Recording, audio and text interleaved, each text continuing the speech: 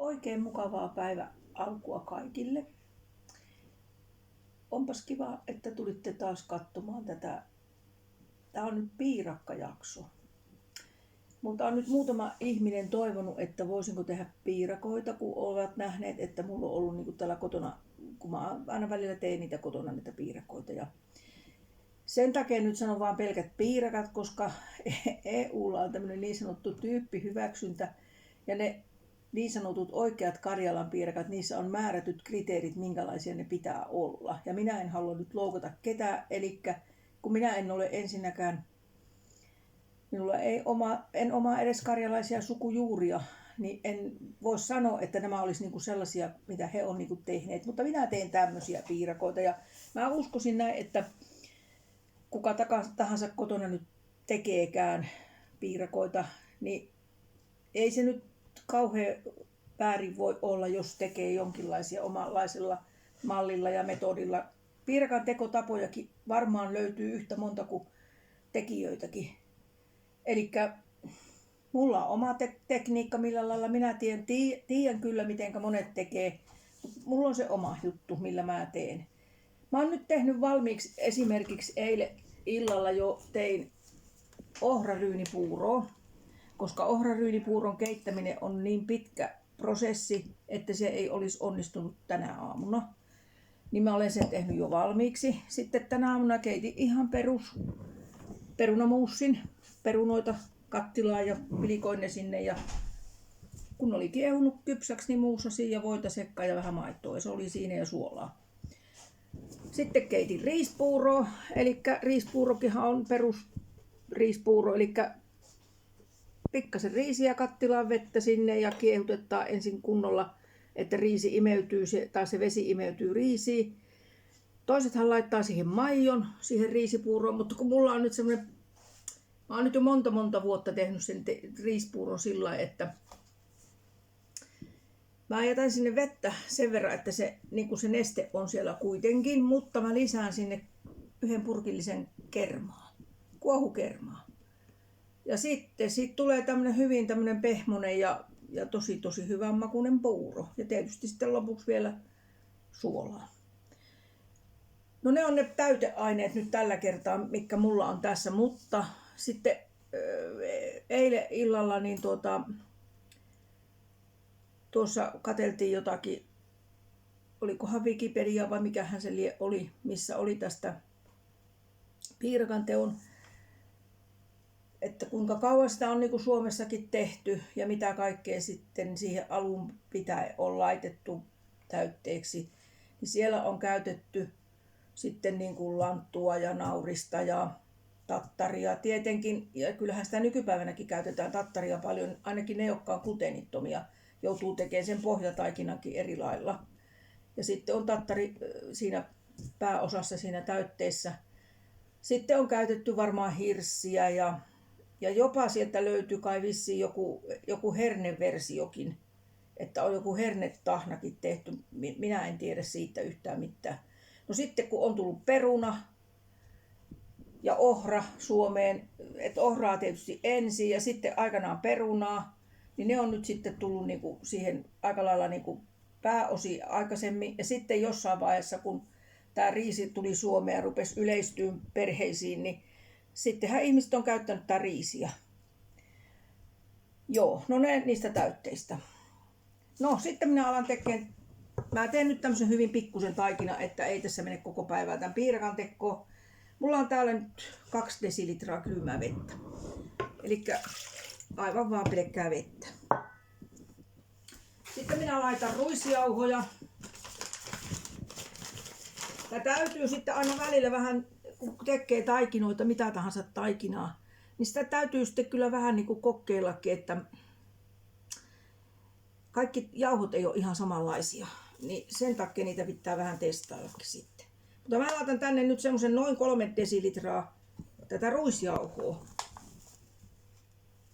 Eikä se nyt haittaa, jos sinne menee sitä vähän enemmän.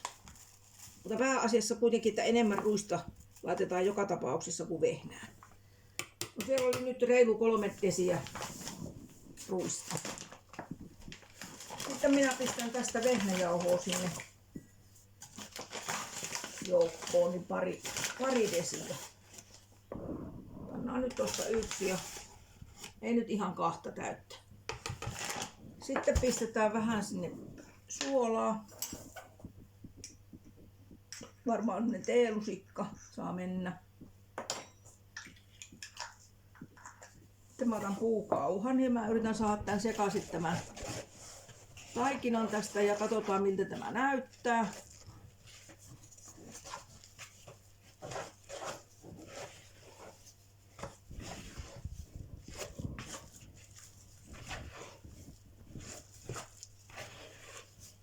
Ei pahemmalta näytä ollenkaan.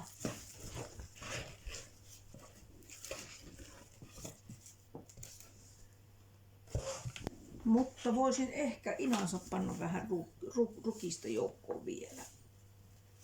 Silleen ei paljon. Ja sitten pistän tuosta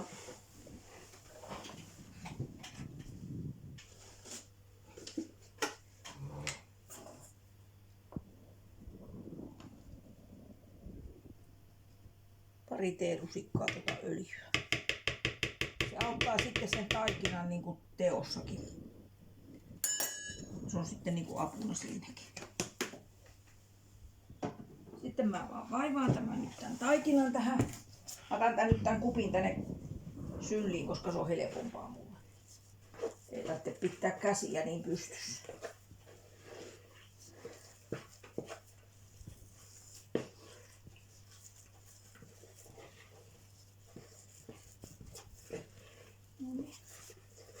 Tämähän tuli ihan näppärästi.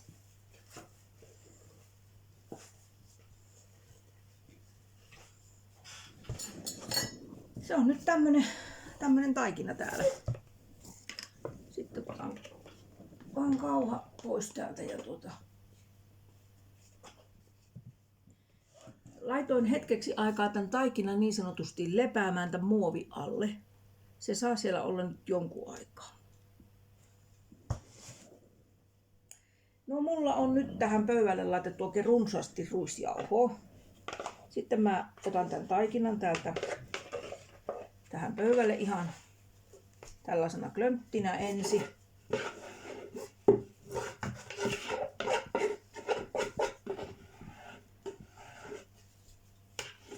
Haluaisin nämä kaikki tähän mukaan.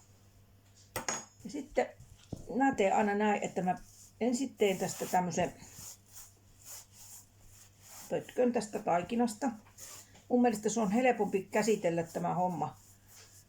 Tai minun mielestä se on mukavampi ja helpompi. Tosi monet muut voi tehdä eri lailla.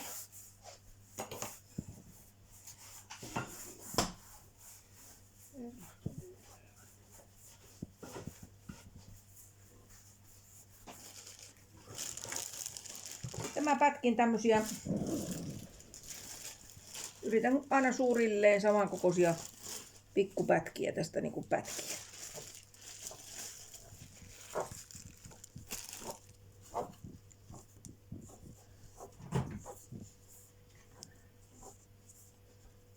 No se nyt ei haittaa, jos kaikki ei samankokoisia.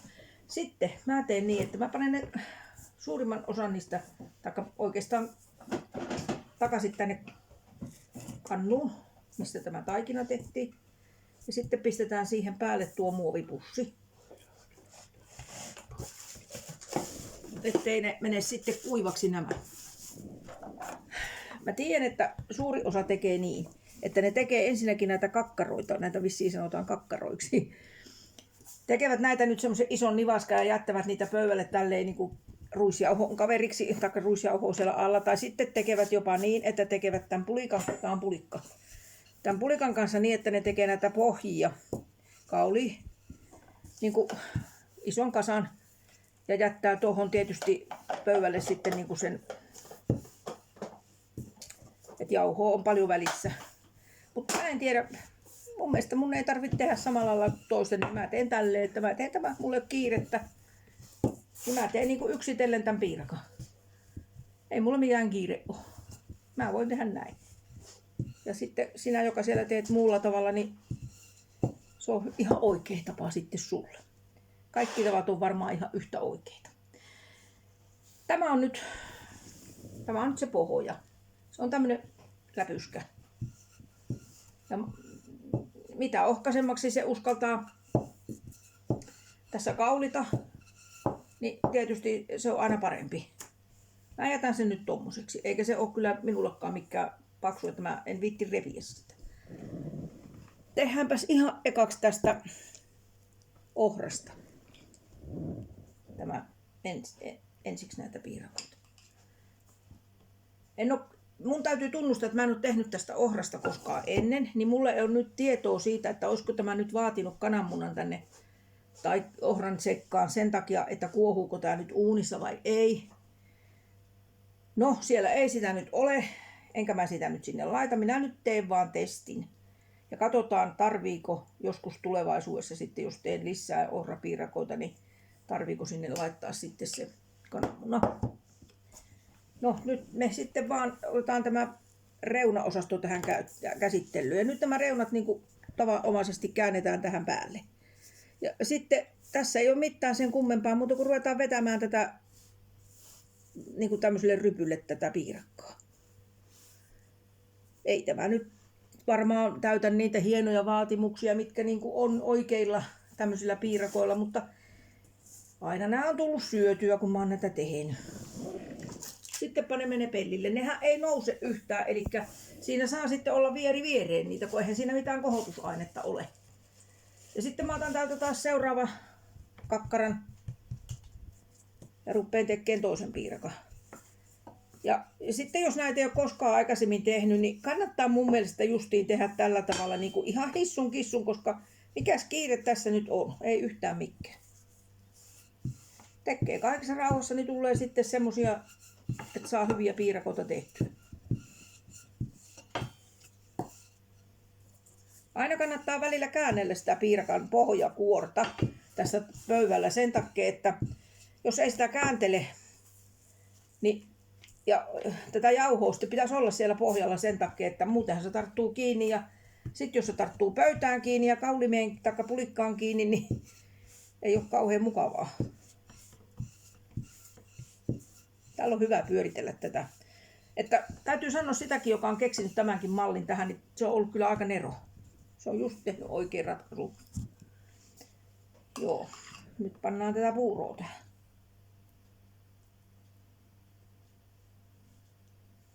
Mä teen vaikka eka pellin semmoisen, että siinä olisi niin kuin vähän joka laatua. Niin sitten nähdään, että mikä niistä niin kuin on semmoinen onnistuneen versio, taikka ehkä näyttäisi semmoiselta. Niin, ja se jäi mun sanomatta. Uuni pitää laittaa sitten niin kuumaksi siis kun sen saa. Eli varmaan täällä nyt ei sitä kotiuunia, sähköuunia saa kuin siihen 250, niin laittakaa se siihen, että se on semmoinen, niin kuin, että se pitäisi paistaa kuumassa uunissa tämä piirakka. Tuli vähän erinäköinen kuin edellisestä, mutta sekään ei haittaa. Näin on niin justiin elämän kanssa muutenkaan ole, että ei haittaa. Ei haittaa.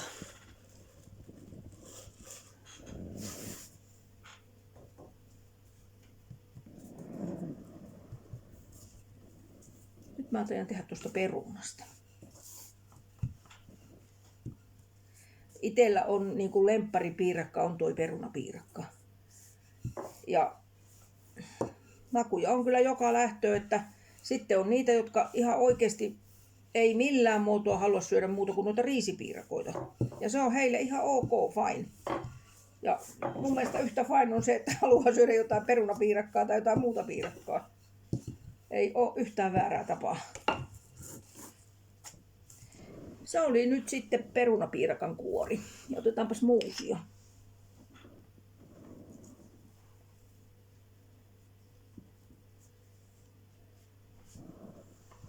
Yritetäänpä sitä siihen levittää nyt silleen joka suhteessa sopivasti. No niin, sitten panemme nämä reunat täältä taas nostaen tuohon, että saadaan ne rypyttää.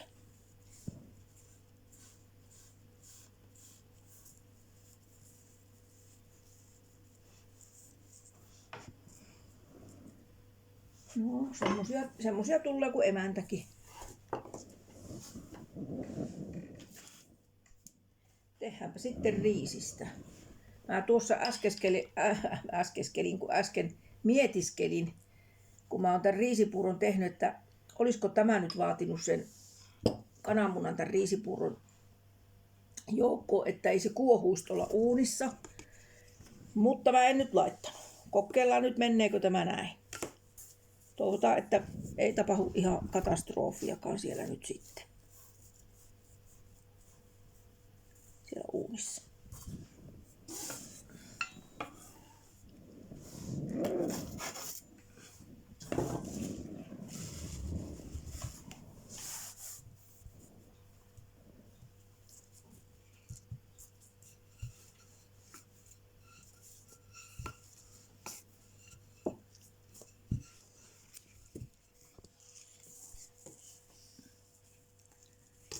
Oppas nyt kun Vesalta tuosta käännettyä.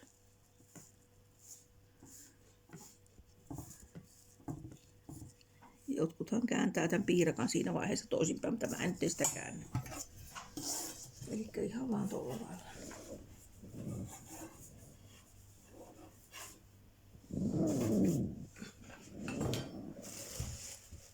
Nyt nämä piirakat täällä uunissa on ja kyllä ne siellä nyt pikkasen kuohuu nuo riisit, että en tiedä, mutta ei ne näytä ylimenevän silti.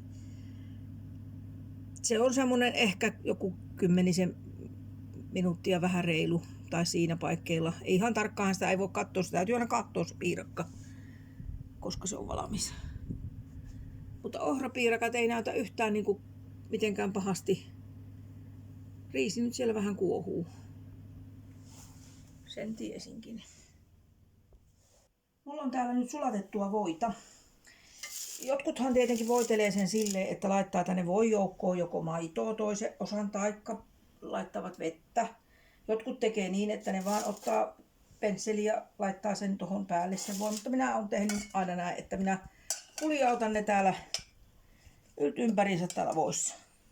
Sitten pistän ne tommoseen astia, että sitten kun se pannaan, kaikki on siellä, niin se pannaan sitten paperi taas tiukasti kiinni ja kansi päälle, niin sitten ne pehmiää siellä sopivasti. Mutta näin tää käy minun mielestä kaikkein rivakaammin ja sitten tässä tulee tää voita joka puolelle. Ja sitten niistä tulee niinku justiinsa hyviä. Mutta onhan niitä tosiaan tapoja, eikä ne ole vääriä ne toisetkaan tavat. Ja ei tule sitten, ehkä joka haluaa vähemmän rasvaa käyttää, niin ei tule sitten niin rasvasia. Kyllähän tähän nyt tietenkin voita tarttuu. Aika hyvän näköisiä on nämä ohrapiirakatkin. Ei paha. Ollenkaan. Pikkasen tuo riisi, mä huomasin, että se tahtoi pikkasen niinku kuohua ylitte, mutta näytti kuitenkin pysyvän täytteet siinä, siitä huolimatta siellä kyytissä.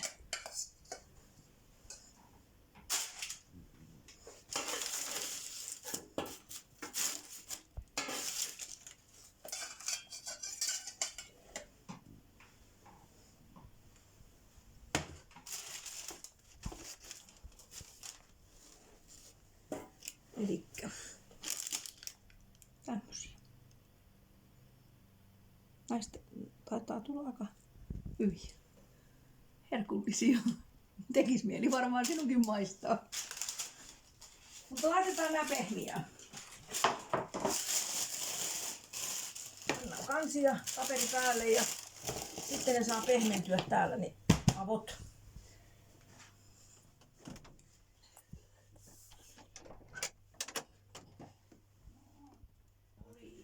No anteeksi nyt kauan. Anteeksi. Ai sulla on nälkä. No siellähän sulla on. Tuossa. No eikö pappa tule nyt näyttämään sulle ruokaa, kun se osaa sen paremmin. Ai. Etkö nyt näytä mulle, kun missä mun ruuat on? No, tossa.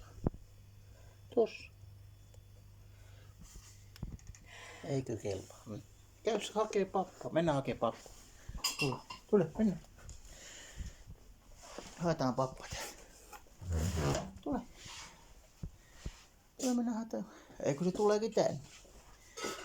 No niin. No niin, nyt tuli pelastus.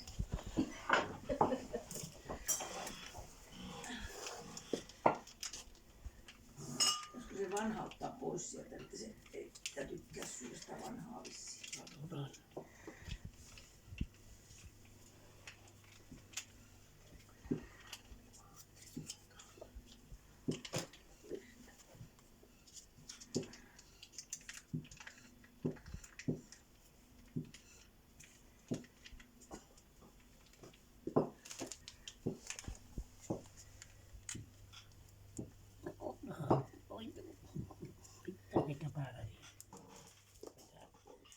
Nyt jos olisi semmoinen tilanne, että haluaisitkin osan näistä piirakoista, että et välttämättä halua paistaa niitä nyt, niin tällä lailla tehtynä ja pellillä nopeasti pakastettuna ja sitten laitettuna sen jälkeen sit vaikka pusseihin, kun on jäisiä, niin voi pakastaa nämä raakana nämä piirakat. Joka on hirveän näppärä tapa sitten, kun joku tulee, tai joku tilanne, että haluaakin äkkiä piirakoita, niin no mulla onkin siellä jo valmiiksi pakasteessa muuta kuin uuniin sieltä vaan. Eli raakana voi pakastaa, mutta kannattaa ne pakastaa tälleen pellille, että ne jäätyy ensin ja sitten vasta laittaa pusseihin. Mutta nämä menee kyllä nyt uuniin.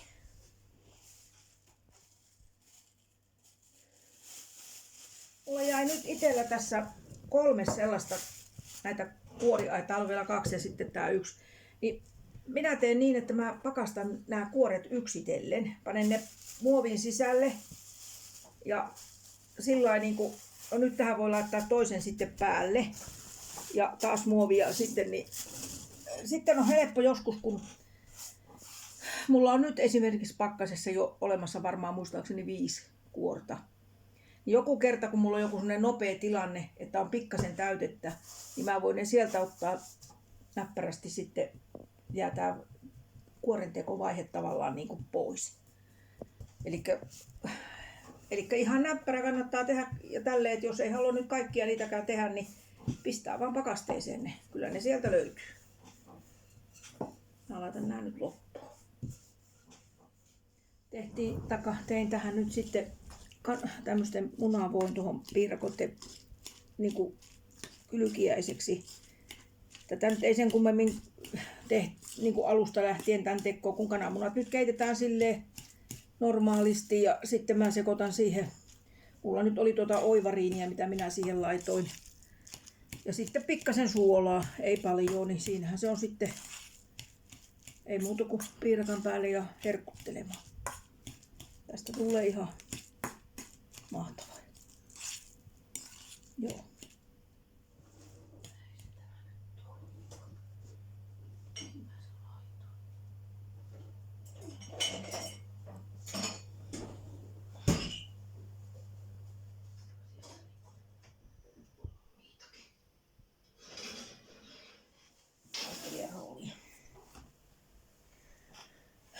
Nyt mä sitten ajattelin testata tätä ohra-ryynipiirakon.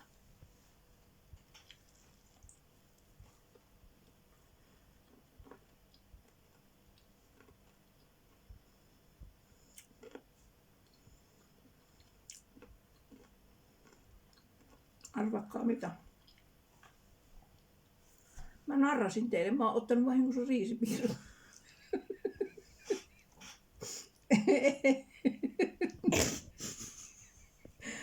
Ei tämä ollut ohrapiirakka, mutta riisipiirakka on ja hyvä on.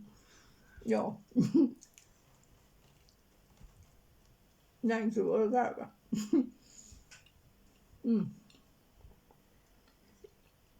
Oikeasti hyvä.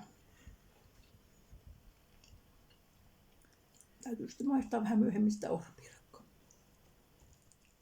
Tää on nyt sitä ohrapiirakkaa. Nyt sitten luulisin.